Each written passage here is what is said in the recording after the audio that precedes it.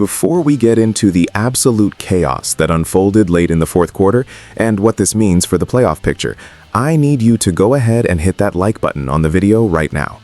Also, I want to see exactly where this fan base is tuning in from, so drop your name and your city down in the comments section below to represent Philadelphia Eagles Nation. What was supposed to be a celebratory closeout to a division-clinching victory turned into one of the uglier scenes we have witnessed on the field this season. My sources within the league office have indicated that they are already reviewing the tape from the late fourth quarter brawl that marred the Eagles' win over the Washington Commanders. The incident, which occurred with just over 4 minutes remaining in regulation, resulted in the ejection of Eagles offensive lineman Tyler Steen, along with Commanders defenders Javon Kinlaw and Quan Martin.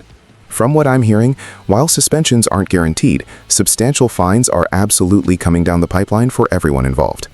The situation escalated rapidly following a successful two-point conversion that put Philadelphia up by 19 points, a margin that clearly frustrated the Washington defense. When you look at the tape, it is clear that this wasn't just typical shoving in the trenches. Play-by-play broadcaster Joe Davis correctly identified it as a full-blown shoving match where Tyler Steen was seen throwing punches. In the NFL, throwing a punch is an automatic disqualification, and the league has been cracking down hard on this specific infraction all year. The officials on the field had no choice but to empty their belts of flags.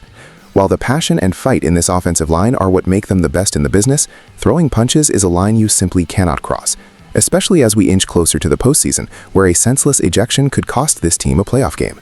Losing a key depth piece or a starter on the line because of a loss of composure is a nightmare scenario for the coaching staff. There is also a significant storyline brewing regarding the animosity between these two coaching staffs.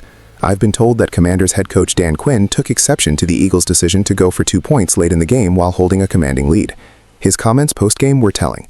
When he says, "If that's how they want to get down, all good. We play them again in 2 weeks," that is not a throwaway line. That is a direct challenge.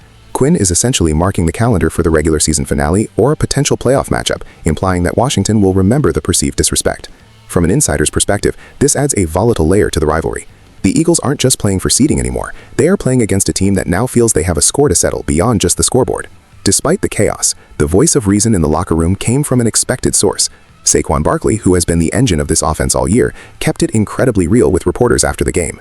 His comments reflect the veteran maturity that the front office coveted when they brought him in. Barkley explicitly stated that the team has to be smarter, noting that he himself needs to avoid those situations. His quote about punching a helmet is something every player needs to hear. Hopefully you don't break a hand just to say you're a tough guy. It's not worth it. That is the mindset of a player focused on a Super Bowl run, not just a divisional skirmish. He understands that losing money to fines is one thing, but losing availability due to a broken hand from a sideline brawl is unforgivable in December. Amidst the flying flags and ejections, it shouldn't get lost that Barkley had a phenomenal night, rushing for 132 yards on 21 carries and finding the end zone yet again. More importantly, he crossed the 1,000-yard rushing mark for the season. I have been tracking his production closely, and this is his third 100-yard game of the year. It signifies that despite the narrative that his year hasn't gone statistically as he predicted compared to last year, he is peaking at the exact right moment. As he said, finishing the season strong and going into the playoffs is when it matters most. The Eagles are leaning on him heavily, and he is delivering with efficiency and power. Let's zoom out to the macro view of what this win actually accomplished. For the first time in 2 decades, the Philadelphia Eagles have won their second consecutive NFC East title. This is a massive achievement. The NFC East has historically been the most volatile division in football, with no repeat winners for 20 years. Breaking that curse speaks volumes about the culture Nick Sirianni and Jalen Hurts have established. The team was seen celebrating with "been there, won that" shirts, signaling that while they appreciate the division title, their sights are set much higher.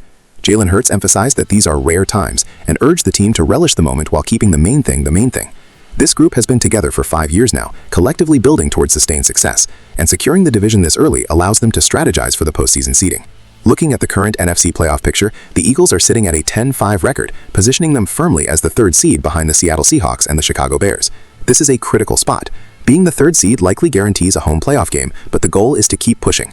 With the Packers, 49ers, and Rams all jockeying for position, and the Lions and Panthers still in the hunt, the margin for error is razor thin. The Eagles cannot afford any letdowns, and they certainly cannot afford any more ejections like we saw with Steen. The discipline needs to be cleaned up immediately, because the teams they will face in January will exploit any lack of composure. The talent is there, the run game is elite, and the defense is opportunistic, but the mental game must be sharper. As we look ahead to the next matchup and the potential rematch with Washington that Dan Quinn is already hyping up, I want to know your take on the strategy. Do you think the Eagles were right to go for 2 and step on the gas, or was it an unnecessary risk that stoked the fires of a division rival? Let me know your thoughts in the comments.